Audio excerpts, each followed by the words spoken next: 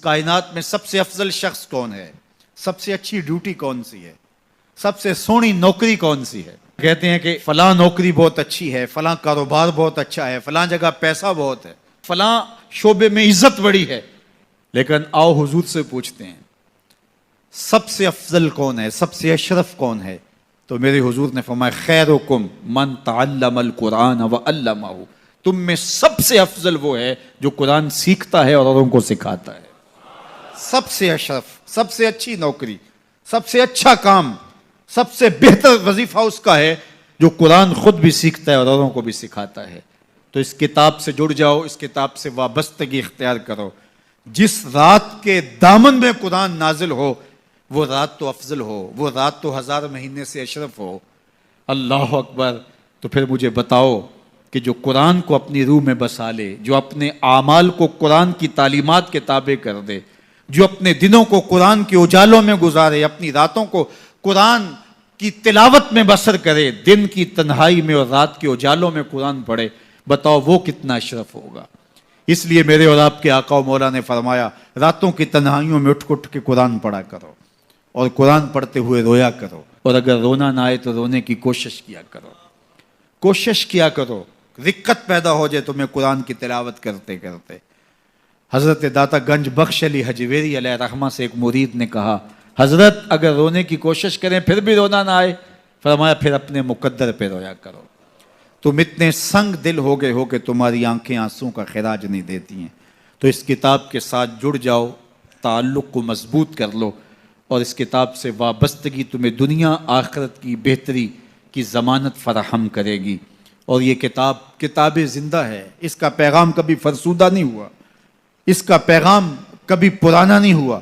ہر دور کے تقاضوں سے یہ کتاب ہم آہنگ ہے، اور یہ کتاب ہر شخص کی ضرورت کی کفالت کرتی ہے. اور پھر اللہ نے اس کو اتنا آسان کیا ہے، اتنا جامع بنایا ہے کہ ہر طبقہ زندگی کے شخص کے لیے قرآن کافی ہے، ہر شخص کی ضرورت کا کفیل ہے. اس کو ایک عام شخص پڑھے تو اس کو بھی نور ملتا ہے، ایک نکتہ بین شخص اس قرآن کا مطالعہ کرے تو اس کو بھی روشنی ملتی ہے، ایک فلسفی پڑھے تو محروم وہ بھی نہیں ہوتا. جو بھی اس قرآن سے پڑھے، دیکھیے کچھ کتابیں ایسی ہوتی ہیں وہ بچوں والی ہوتی ہیں، جو پڑھے لکھے لوگ ہیں ان کی کوئی دلچسپی وہاں نہیں ہوتا، الف انار اور بے بکری میں انہیں کوئی دلچسپی نہیں ہوتی. اور جو بڑی کتابیں ہیں بچوں کی سمجھ سے ورا ہوتی ہیں. لیکن یہ واحد قرآن ہے، جس طبقے کا شخص بھی پڑھے، ان پڑھ پڑھے تو اس کو بھی نور ملتا ہے. میں دیکھتا ہوں تلاوت چل رہی ہوتی ہے اور تلاوت عربی میں ہے، اور بندہ عربی جانتا نہیں ہے وہ بھی جھوم رہا ہوتا ہے، اس کو بھی حظ مل رہا ہوتا ہے. یہ کتاب ہر طبقہ زندگی کو روشنی دیتی ہے. یہ قیامت تک آنے والی انسانیت کے لیے رشد و ہدایت کا صحیفہ ہے. اس کتاب سے جڑ جانے سے بلندیاں نصیب ہوتی ہیں. جس رات کو یہ کتاب اترے وہ رات تو لیلۃ القدر کہلائے. اور جو شخص اس کتاب سے وابستہ ہو جائے اور اس کتاب کو اپنی روحوں میں سمو لے، وہ ذی قدر کیوں نہیں ہوگا، وہ عزت کا مالک کیوں نہیں ہوگا، وہ شانوں اور عظمتوں کا مالک کیوں نہیں ہوگا.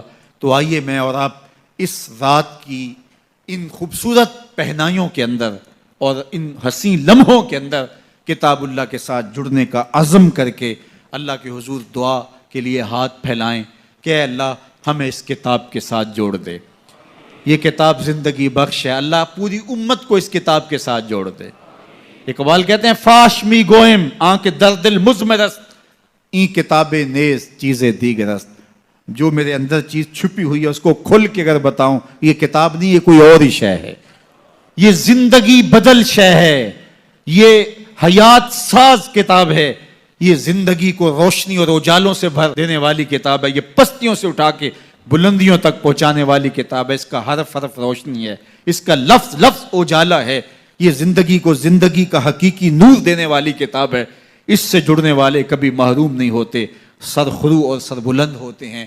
اللہ ہمیں اس کتاب رحمت سے جڑنے کی اور جڑے رہنے کی توفیق عطا فرما، اور اس امت کو اس کتاب کے ساتھ وابستگی اللہ نصیب کرے.